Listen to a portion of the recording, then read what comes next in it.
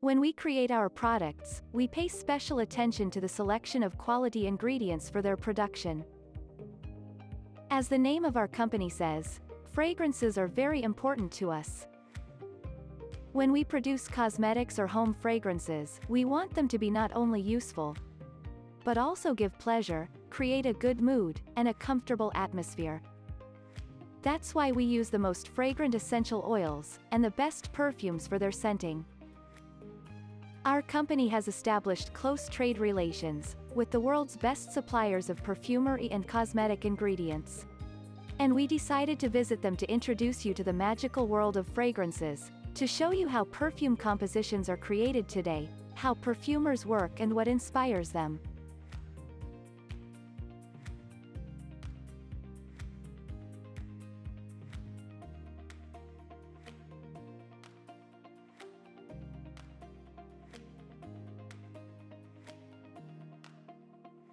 We are in Hamburg, a German city on the River Elbe with a rich history of trade and navigation.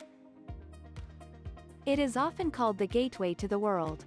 After all, having a direct connection with the North Sea and trading privileges from the emperor, even in the Middle Ages, Hamburg became the most important port in Europe. In 1241, Hamburg joined the powerful Hanseatic League of trading cities, which allowed Hamburg to conclude a number of outstanding trade deals, and become the main transshipment point for grain, textiles, furs, spices, and other goods in Europe. The discovery of America only contributed to the economic prosperity of the city. Hamburg is the seat of Germany's oldest stock exchange, and the world's oldest merchant bank, Berenberg Bank. Today Hamburg is one of the largest industrial, commercial and cultural centers, not only in Germany, but also in Europe. It is interesting that the only museum of its kind in Europe, the Spice Museum, was opened here in 1993. It is famous for the largest collection of spices and essential oils from all over the world. 500 years of history of both imported and homegrown flavors are compactly housed in an old warehouse complex. Hamburg is also famous in the world of perfumery. The convenient location of the city, as an important transport hub and the largest sea and river port, only promotes the development of business and participation in world trade. That is why several of the largest German perfume houses are located here, and one of them, we visited. We visited our German fragrance supplier, the third-generation family perfume house, Düllberg Conzentra. The company, founded almost 90 years ago, creates fragrances and perfume compositions for the cosmetic, chemical technical, food, and pharmaceutical industries. So we started more or less about 1933 with doing essential oils, and about in the 80s, 83, 84, with perfume compositions. 7 perfumers work here today, with one of whom we talked to learn about the nuances and peculiarities of his work. Meet Frank Hoogsteede, the company's senior perfumer with 25 years of experience in international markets based in Latin America and Europe. For 10 years he has been creating fragrances for the Düllberg Conzentra. Interestingly, Frank got into the perfume world completely by accident. Working in other departments of a similar company, he not only gained a lot of experience, but also became interested in the magical world of fragrances, and wanted to become a real expert. I started in the industry in 1980, so that's almost 40 years ago, more than 40 years ago. Actually, it was pure coincidence. I was looking for a job because I needed some money, and I was doing temporary jobs, and then coming into this company I thought, oh, this is an interesting one. I never heard of that, about fragrances. How do you make them? I started my perfumer training in 1986.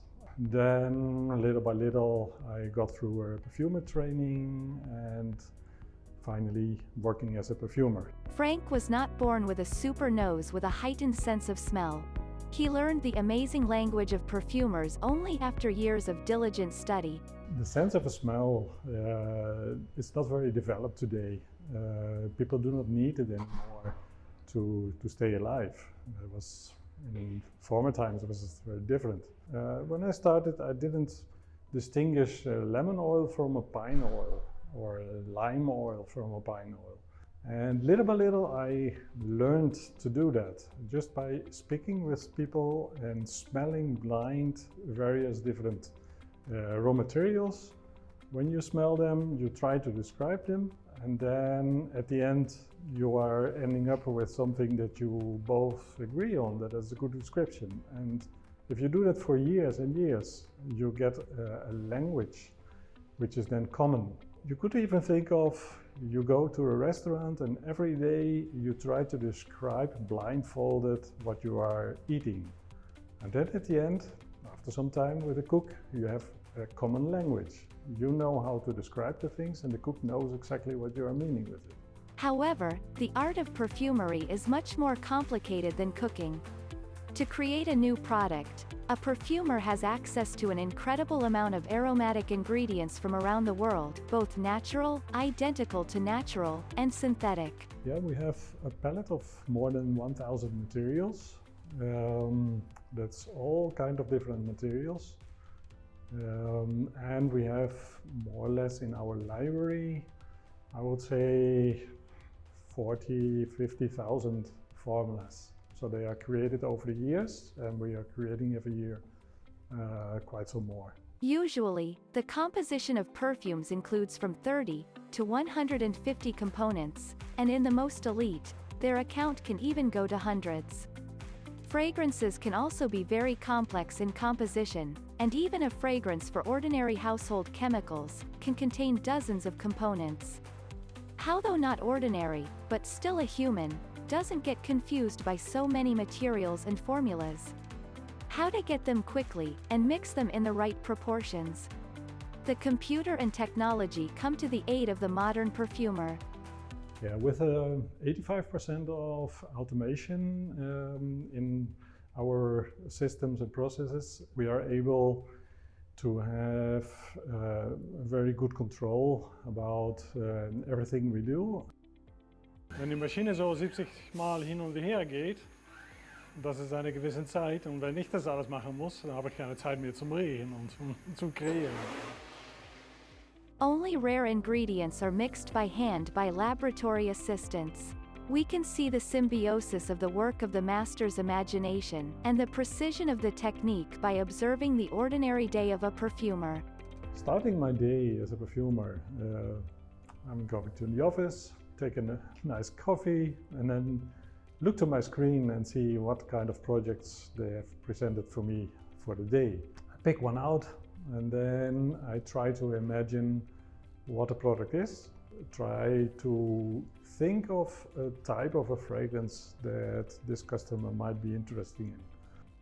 So if the customer wants a nice citrus fragrance, then I will look to all my citrus fragrances and check them on price, on what type of product it should be in, etc. And then I pick the fragrance, and then I'm going to rework it for this specific customers. Look to his conditions, what he wants to have, etc. And I try to give it a nice olfactive touch. Then finally, when I set my formula to the laboratory, because I do that all in the computer, and it's maybe a recipe of 30, 60 materials. I send it to the laboratory, they make the oil for me, I get the oil back, and then I think, okay, this is good enough to put it into the product. For instance, a dishwash or an air freshener. And then I put it into the product, and then together with the evaluator, I am evaluating the fragrance in the end product. And then when we are happy with it, we prepare everything and send it to the customer.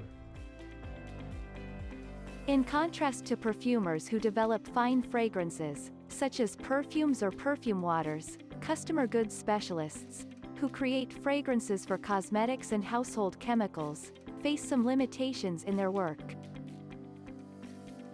You have to create something with a very good performance at a very low price. Of course, you are having an expensive product where you can have a lot of freedom in what kind of materials you can use.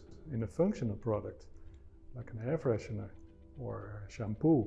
You need to have something which is giving the same kind of impression, but something that the consumer can buy for a few euros. To put something on the table that is giving that image and that kind of feeling and smelling and emotion, but for a very cheap price. And that you do with different kind of materials, giving the same impression and with, of course, a different price at the end. No less difficult and important step in creating a fragrance is working with the customer, when perfumers need to turn their abstract idea into a concrete formula. Sometimes they need to recreate the fragrance described by the client in just words or associations. Pictures and words are telling you something about creating an odor, and you have to find a way to translate that. But we have done that over the time, many times. We have smelled many products, we have seen the mood boards that were presented with it. So all the time you are getting used to presenting something which goes with the picture. So if you have, for instance, with fresh air, colors, I'm not going to present you a floriental. I'm going to present you something fresh, odor-wise also. So this is very easy. You constantly see how products are presented to you and what companies are trying to give the consumer. Frank Hoogsteede told us that he most likes to work with complex projects. It's much more, what is the customer wanting, and if it is something very difficult, that's what I like. So at the end, when I'm working on it and I can say, wow, hallelujah, this is the one, then I'm happy. And that is making my work nice. We are happy when Aromatika's products evoke bright, joyful emotions in our customers. That's why we work so closely with the world's best perfumers, to create for you not just pleasant smells, but real holiday fragrances. We want them to evoke bright pictures in your imagination, immerse you in a state of harmony, and create only a good mood. Subscribe to our channel, and explore this magical world of fragrances with us.